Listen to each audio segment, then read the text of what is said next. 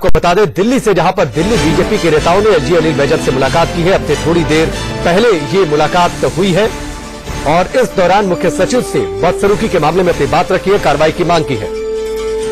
दिल्ली सरकार के खिलाफ कार्रवाई हो, इस पूरे मसले पर जिस तरीके से मुख्य सचिव से बदसलूकी हुई है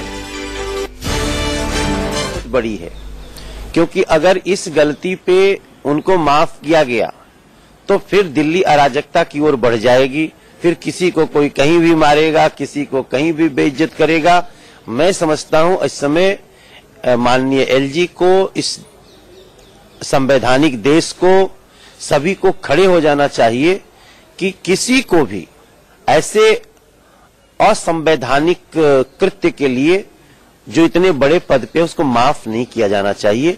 भारतीय जनता पार्टी की चिंता ये है कि एक अराजक व्यक्ति दिल्ली की सत्ता पे है और वो दिल्ली को नुकसान पहुंचा।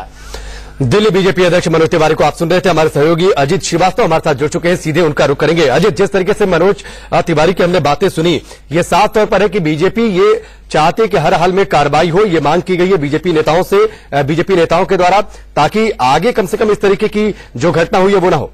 बिल्कुल साफ तौर पर राकेश, अगर बात करें हम तो पूरे घटनाक्रम को देखते हुए चाहे बीजेपी हो या कांग्रेस, दोनों जो है वो मुद्दा बनाना चाह रही है और इस मुद्दे से बढ़कर आगे बढ़ना चाह रही है। क्योंकि जिस हिसाब से अगर हम बात करें तो 20 सीटों पर जो उपचुनाव होने की संभावनाएं हैं या हो सकती हैं, उसको लेकर भी ये रणनीति बनाई जा रही है। लेकिन जिस हिसाब से आईएएस के साथ एक दुर्व्यवहार हुआ है, बदसलूकी मारपीट का मामला जो सामने आया, खुद उन्होंने एफआईआर दर्ज कराई है, तो इससे साफ जाहिर हो रहा है कि यहाँ पे अधिकारी अब केजरीवाल सरकार में सेफ नहीं है, जिसको लेकर बीजेपी सीधे बढ़ रही है। उनका साफ तौर पर यही कहना है कि अधिकारी जब सेफ नहीं है तो बाकी लोग क्या होंगे।